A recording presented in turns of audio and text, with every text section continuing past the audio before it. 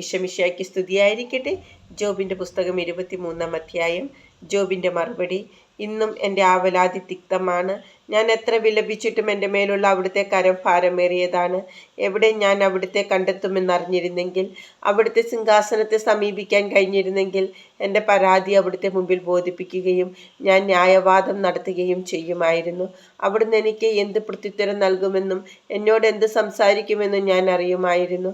അവിടുന്ന് തൻ്റെ ശക്തിയുടെ മഹത്വത്തിൽ എന്നോട് ന്യായവാദം നടത്തുമോ? ഇല്ല.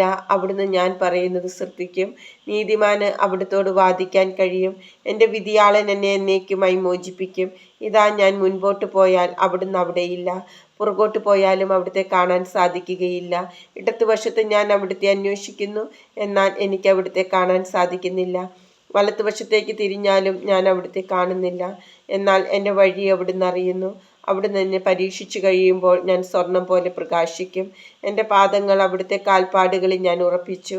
ഞാൻ അവിടുത്തെ പാത പിന്തുടർന്നു, ഒരിക്കലും വ്യതിചലിച്ചില്ല. അവിടുത്തെ കൽപ്പനകളിൽ നിന്ന് ഞാൻ വ്യതിചലിച്ചില്ല. അവിടുത്തെ മൊഴികൾ എൻ്റെ ഹൃദയത്തിൽ ഞാൻ നിധി പോലെ സൂക്ഷിച്ചു. അവിടുന്ന് മാറ്റമില്ലാത്തവനാണ്. അവിടുത്തെ പിന്തിരിപ്പിക്കാൻ ആർക്ക് കഴിയും?